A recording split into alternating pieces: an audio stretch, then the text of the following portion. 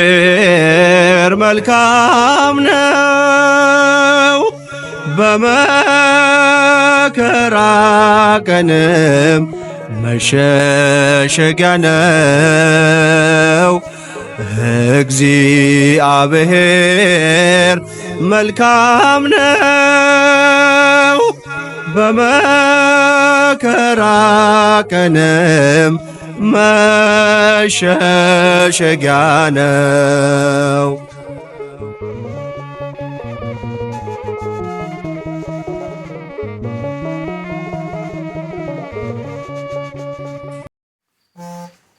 በስመ አብ ወወልድ ወመንፈስ ቅዱስ አሃዱ አምላክ አሜን። በወደደንና ኃጢአታችንን በደሙ ባጠበልን በመድኃኒታችን በኢየሱስ ክርስቶስ ፍጹም ሰላም እላችኋለሁ። በመላው ዓለም የምትኖሩ የእግዚአብሔር ቤተሰቦች፣ የእናታችን የእመቤታችን የቅድስት ድንግል ማርያም ወዳጆች እንደምን ሰነበታችሁ? በቸርነቱ የጠበቀን በዘላለም ፍቅር የወደደን የምህረት አምላክ ሊቀ ካህናት የነገሥታት ንጉሥ መድኃኒታችን ኢየሱስ ክርስቶስ እስከዚህ ሰዓት ስላደረሰን ቅዱስ ስሙ ለዘላለም የተመሰገነ ይሆንልን። የምስጢር ባለቤት እግዚአብሔር አምላካችን እንዲያስተምረን ቅዱስ ፈቃዱ ይሆንልን። በአንዳች አትጨነቁ። የቅዱስ ጳውሎስ መልእክት ወደ ፊልጵስዩስ የተጻፈ ምዕራፍ 4 ቁጥር 6። ይህንን ቃል መነሻ አድርገን ተከታታይ ትምህርት መጀመራችን ይታወቃል። እንደ እግዚአብሔር ቅዱስ ፈቃድ በክፍል 7 የምንማረው ከጭንቀት ለማረፍ መፍትሄው ምንድነው በሚል ይሆናል። ራሱን ለመግዛት የተቸገረ ሰው ምሬትና ጭንቀት በሚያመጣው ተጽዕኖ ሕይወቱ ፈተና ላይ ይወድቃል። ኦርቶዶክሳዊት ተዋሕዶ እናት ቤተ ክርስቲያን ዘወትር ከምትጸልየው ጸሎት አንዱ ልብን የሚያሳርፈው መንፈስን የሚያረጋጋው እግዚአብሔር አምላካችን በመሆኑ የተጨነቀችውን ነፍስ እግዚአብሔር እንዲያረጋጋ በጸሎት ትጠይቃለች። ጠላት ዲያብሎስ ከሚያስደስተው ነገር አንዱ ሰው ሲጨነቅ ማየት መሆኑ ይታወቃል። ምክንያቱም የተጨነቀ ሰው እምነቱን እንደሚወርድ፣ ተስፋ እንደሚቆርጥ፣ እንደሚነጫነጭ፣ እንደሚበሳጭ፣ እንደሚመረርና እንደሚጠራጠር ይህንን የጠላት ትግል ድል በማድረግ ከጭንቀት ማረፍ የምንችለው ማናችንም ብንሆን በጸሎት በመጠንከር ነው። መጽሐፍ ቅዱስ እንደሚያስተምረን እግዚአብሔር ካላሳረፈ ማንም በሥጋ እውቀት በሥጋ ጥበብና መንገድ ሊያርፍ ስለማይችል ካስጨናቂው እግዚአብሔር እንዲያሳርፈን ማረፊያችን እግዚአብሔርን በጸሎት መጠየቅ ይጠበቅብናል። በትንቢተ ኢሳይያስ በምዕራፍ 9 ቁጥር 4 ላይ እንደተጻፈው ያስጨናቂውንም ዘንግ ሰብረሃል ይላል። ተዋጊው እግዚአብሔር፣ ድል አድራጊው እግዚአብሔር፣ የኃያላን ኃያል ብርቱ የሆነው እግዚአብሔር ያስጨናቂውን ዘንግ ለመስበር የታመነ ነውና በሕይወታችን፣ በኖሯችን፣ በመግባት መውጣታችን፣ በማንኛውም ጉዳይ ቢሆን በምንጨነቅበት ጊዜ እግዚአብሔር እንዲሰብርልን ያስጨነቀንን ችግር ያስጨነቀንን ፈተና እግዚአብሔር እንዲሰብርልን ያስጨነቀንን የጤና ችግር እግዚአብሔር እንዲሰብርልን የተጨነቅንበትን ጉዳይ ሁሉ እግዚአብሔር እንዲሰብርልን፣ እንዲያሸንፍልን፣ ድል እንዲያደርግልን በጸሎት መጽናት ያስፈልጋል። ችግሮቻችንን ለብቻ ለመፍታት የምንሄድበት መንገድ የትም የማያደርሰን ልባችንን የማያሳርፍልን መሆኑን መቀበል ያስፈልጋል። ሁሉም ነገር በእኛ ጥበብ እውቀት፣ በእኛ ጥረትና ትግል ሳይሆን በፈጣሪ ቁጥጥር ስር መሆኑን ማስተዋል ከቻልን እግዚአብሔር እንዲቀድምልን፣ እግዚአብሔር እንዲሸፍነን፣ እግዚአብሔር እንዲያሻግረን፣ እግዚአብሔር እንዲያሳልፍልን በጸሎት እንጠይቃለን። ለገጠሙ ፈተናዎችና ችግሮች ሁሉ መፍትሄ እንደሌላቸው በማሰብ ድምዳሜ ላይ ከመድረስ እግዚአብሔር ማምለጫ መውጫ መንገድ በር ስለሆነ እግዚአብሔር እምነታችንን እንዲጨምርልን፣ እንዲያሳድግልን፣ ከጥርጥር እንዲጠብቀን፣ አለማመናችንን ረድቶ ወደ ማመን ከፍ እንዲያደርግልን፣ በእምነታችን ማነስ ምክንያት የሚገጥመንን ፈተና የሚገጥመንን አስጨናቂ ጉዳይ ሁሉ እግዚአብሔር እንደሚያሸንፈው፣ እግዚአብሔር ድል እንደሚያደርገው፣ እንደሚያሳልፈው አምነን እግዚአብሔርን በጸሎት እየጠየቅን በትዕግስት ልንጠብቅ ያስፈልጋል። እግዚአብሔር አምላካችን ሁሉን አዋቂ፣ ሁሉን ቻይ ነው። እኛ ያልቻልነውን ከአቅማችን በላይ የሆነውንና ሞክረን ሮጠን ጥረት አድርገን ታግለን ለፍተን ደክመን ያልቻልነውን ያልደረስንበትን ያቃተንን ነገር ብቻ ትኩረት እያደረግን ምንም መፍትሄ እንደሌለው በመቀበል በጭንቀት ከመግባት ከመውጣት፣ በጭንቀት ከመመላለስ፣ ኑሮንም በምሬት ከመግፋት፣ ሕይወትን በብስጭት ከመምራት እግዚአብሔር እንደሚያሳልፈው በማመን እግዚአብሔርን በጸሎት እየጠየቅን የእግዚአብሔርን ብርቱ ክንድ መጠበቅ ይጠቅመናል። ራሳችን ብቻ ሳንሆን ሌሎች በሚጨነቁበት ጊዜም እንኳን ወደሚሰማ ወደሚመለከትና ወደሚመልስ የፍቅር አምላክ የምህረት አምላክ በጸሎት እየጠየቅን በእምነት እየጮህን እግዚአብሔር በጎ እንዲያደርግልን፣ መርጋትን ማስተዋልን እንዲመልስልን፣ አእምሯችንን ልባችንን እንዲቆጣጠርልን በጸሎት መጠየቅ ድርሻችን ነው። ቅዱስ ዳዊት በዚህ በመዝሙር 4 ቁጥር 1 ላይ እንዲህ በማለት ያስተማረን ቃል አለ። የጽድቄ አምላክ በጠራሁት ጊዜ መለሰልኝ፣ በጭንቀቴም አሰፋህልኝ፣ ማረኝ፣ ጸሎቴንም ስማ ይላል። እግዚአብሔርን ዳዊት ጠራ፣ እግዚአብሔር መለሰለት። እግዚአብሔር በፍቅር የሚመልስ ደግ አምላክ ስለሆነ ግዴላችሁም እግዚአብሔርን እንጥራው።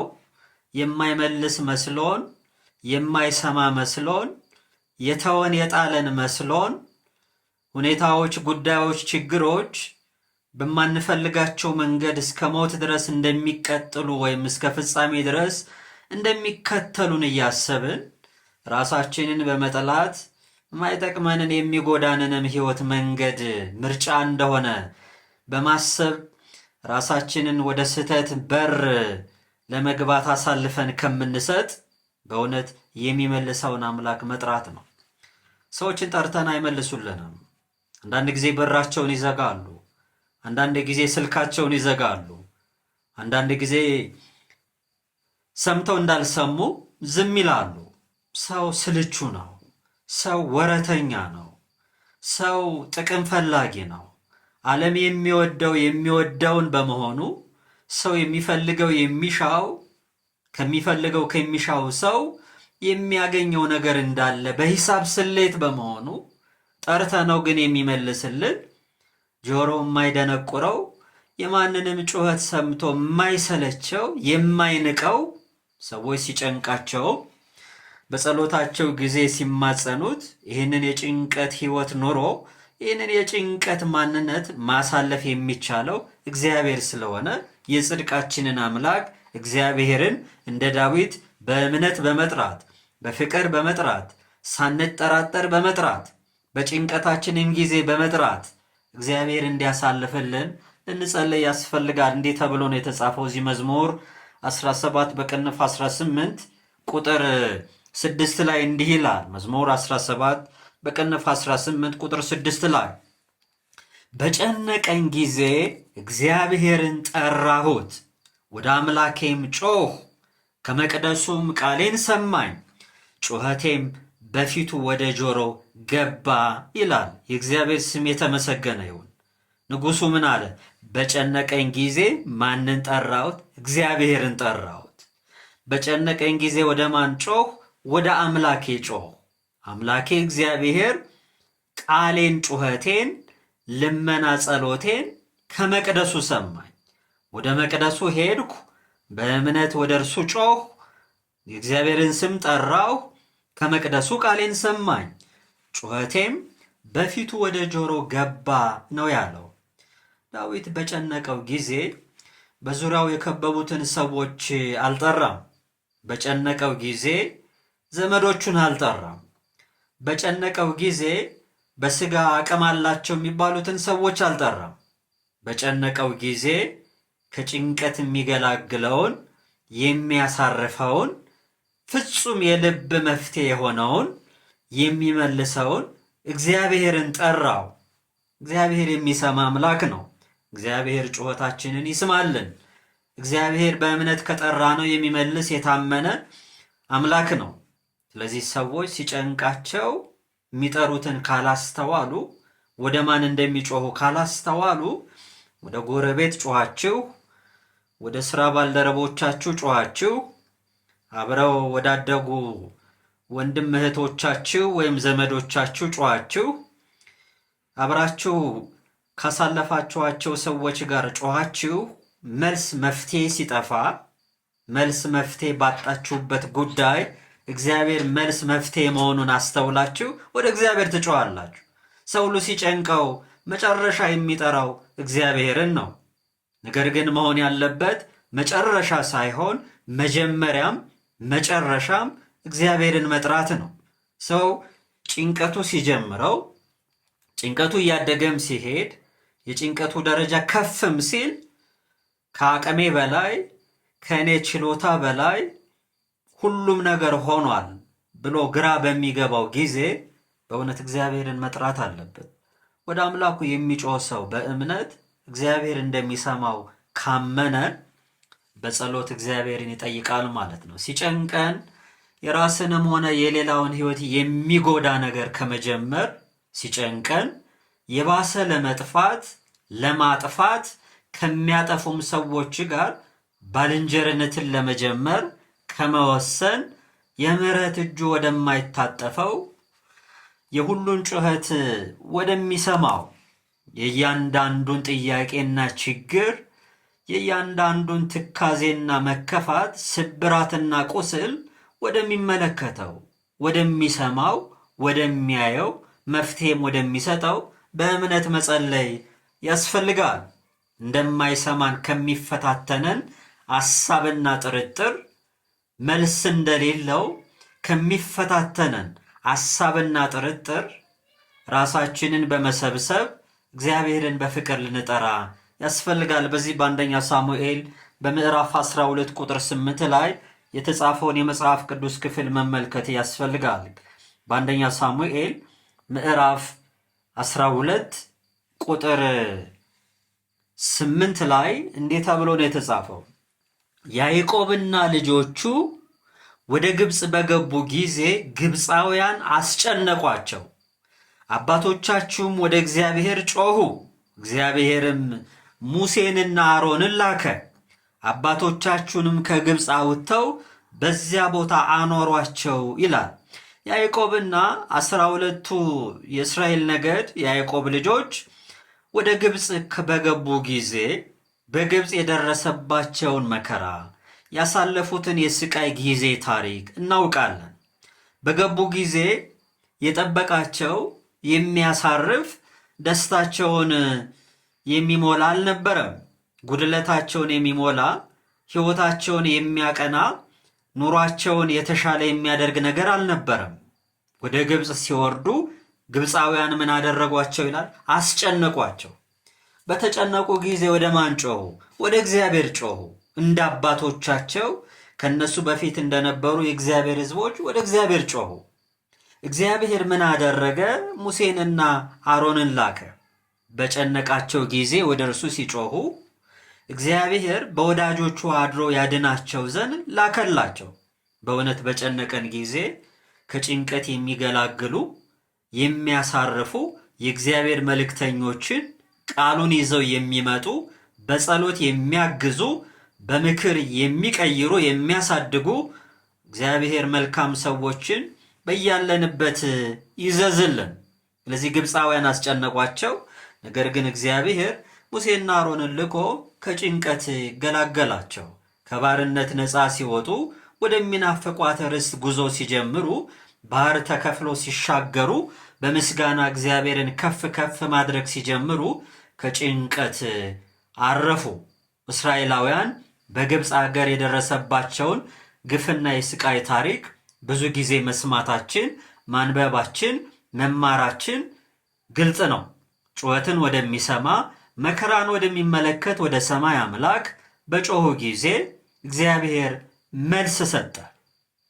በሥራ ቦታችሁ የእግዚአብሔር ቤተሰቦች፣ በልጆቻችሁ፣ በወላጆቻችሁ ጉዳይ ብዙ ስትጨነቁ፣ የሚያስጨንቁ ጉዳዮች ሲገጥሟችሁ፣ የሚያስጨንቁ ነገሮች፣ አጋጣሚዎች በሰው ምክንያት ሲፈትናችሁ፣ በየመንገዱ በየመንደሩ ስትገቡ ስትወጡ የሚያስጨንቁ ፈታኝ ሰዎች ከፊትም ከኋላም እየተከተሉ በየእንቅስቃሴያቸው ሁሉ እንቅፋት ለመሆን በሚታገሉ በሚዋጉበት ጊዜ ሁሉ የሰው ሐዘን፣ የሰው መከራ የሚያሳዝነው አምላክ የማንንም ጭንቀት ችግር አይቶ የማያልፈው የታመነው የምህረት ባለቤት እግዚአብሔር መልስ ስላለው መልስ ወደሚሰጠው ወደ ሰማይ አምላክ ወደ እውነተኛው ዳኛ ወደ እግዚአብሔር በእምነት የምንጮህ ከሆነ የሰው ጩኸት የማያደነቁረው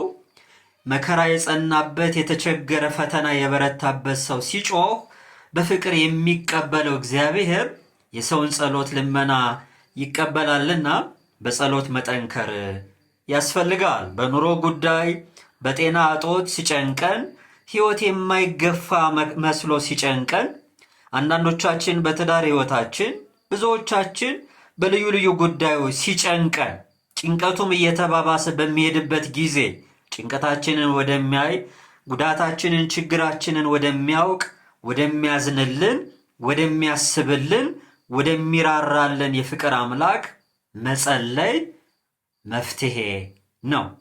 በማቴዎስ ወንጌል በምዕራፍ 6 ቁጥር 25 ላይ የዓለም መድኃኒት ኢየሱስ ክርስቶስ በወንጌልም እንዳስተማረን የማቴዎስ ወንጌል ምዕራፍ 6 ቁጥር 25 ላይ ስለዚህ እላችኋለሁ ስለ ነፍሳችሁ በምትበሉትና በምትጠጡት ወይም ስለ ሰውነታችሁ በምትለብሱት አትጨነቁ። ነፍስ ከመብል ሰውነትም ከልብስ አይበልጥምን ይላል። የሚበልጠውን የከበረውን አካል ከሰውነት የምትበልጠውን ከእግዚአብሔር የተቀበልናትን ውድ ነፍሳችንን በማስተዋል እንደ እግዚአብሔር ቃል መምራት ከጀመርን ቅድሚያ መስጠት ያለብን መፈለግ የሚጠበቅብን መንግስቱን ጽድቁን መሆኑን አምነን ይህንን ህይወት ካደረግን ሰው ጽድቁን መንግስቱን የሚሻ ከሆነ ከሁሉም በፊት እግዚአብሔርን የመጀመሪያው ካደረገ አንድ ሰው እግዚአብሔርን መስማትን የመጀመሪያው ካደረገ ለእግዚአብሔር መታዘዝን የመጀመሪያው ካደረገ እውነት እላችኋለሁ ከሚያስጨንቁን ጉዳዮች ነገሮች ሁሉ መገላገል ማረፍ እንችላለን። ነፍስ ሳትረጋጋ ስጋ ሊረጋጋ አይችልም። ነፍስ ሳታርፍ ስጋ ሊያርፍ አይችልም። ነፍስ ከጭንቀት ነፃ ሳትወጣ ስጋ ከጭንቀት ነፃ ሊወጣ አይችልም። የነፍስ ሰላም ሳይጠበቅ የስጋ ሰላም ሊጠበቅ አይችልም። እግዚአብሔር ለዚህ ነው በጸሎት የምንበረታ ከሆነ እሱ መልስ ስለሚሰጠን ወደ ፈተናም እንዳንገባ ተግተን መጸለይ እንዳለብን አስቀድሞ ያስተማረን። ይህ ብቻ አይደለም። እዚሁ የወንጌል ክፍል ላይ በማቴዎስ ወንጌል ምዕራፍ 6 ቁጥር 34 ላይ ብትመለከቱ ስለ ነገ አትጨነቁ የሚል ቃል ተጽፎ እናነባለን። ስለ ነገ አትጨነቁ ማለት ምንም አታስቡ ማለት አይደለም። ነገር ግን መስራት፣ መማር፣ ማደግ፣ መሄድ፣ መንቀሳቀስ፣ ማትረፍ፣ መሻሻል የምንችለው እግዚአብሔር ሌላ እድል ሲሰጠን ማለትም በእድሜያችን ላይ አዲስ ቀን ሲጨምርልን እንደፈቀደ ሲያደርሰን ነውና አስቀድመን ጽድቁን በመፈለግ መንግስቱን በመፈለግ ሌላውን እግዚአብሔር እንዲያዘጋጅልን ለእርሱ በመስጠት በእኛ በኩል የሚጠበቅብንን አንዱ ድርሻችንን በማወቅ አንዱ ድርሻችን ጸሎት መሆኑን በማስተዋል ከጭንቀት መገላገል እንችላለን። ሰው ስለ መጪው ጊዜ፣ ስለ ነገ፣ ስለ ወደፊት ህይወቱ እያሰበ ብዙ የሚጨነቀው ከሚሰማው ነገር ተነስቶ ከሚያነበው ከሚከታተለው አዘውትሮ ከሚሰማው ነገር ተነስቶ ሰው ብዙ የሚጨነቀው እውነት ለመናገር የእምነቱ ደረጃ ሲቀንስ ሲመነምን መሆኑን ማስተዋል ያስፈልጋል። ነገር ግን ሰው ድርሻው ጸሎት መሆኑን በማስተዋል የሚጸልይ ከሆነ እግዚአብሔር ሊያሳልፍለት የታመነ መሆኑን በተግባር ማየት ይችላል።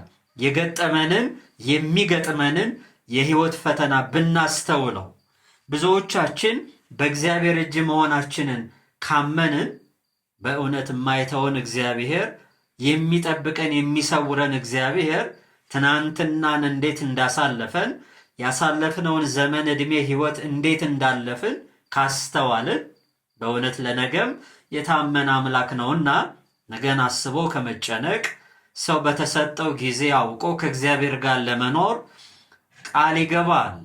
ህይወቱን በተግባር መምራት ይጀምራል። በጸሎት ኑሮውን መምራት ይጀምራል። እስኪ ራሳችሁን ጠይቁ። የገጠመንን የህይወት ውጣ ውረድ ወደ ኋላ መለስ ብለን እስኪ እናስተውል። ስንት ነገሮች፣ ስንት የህይወት ፈተናዎች በእድሜያችን አለፉ። እንዴት አለፉ? ማን አሳለፋቸው? እንተርፋለን፣ በህይወት እንቆያለን ብለን ሳንጠብቅ እግዚአብሔር በሚደንቅ ተአምርና ጥበብ ዛሬ ላይ እንዴት አደረሰን? እግዚአብሔር መልካም ስለሆነ ዛሬ ላይ ያደረሰን አምላክ ስለ ነገም እርሱ አዋቂ ስለሆነ ስለ ነገ አስቦ ብዙ ከመጨነቅ በእምነት ላለመዛል በጸሎት መጠንከር ድርሻችን መሆኑን ልናስተውል ያስፈልጋል።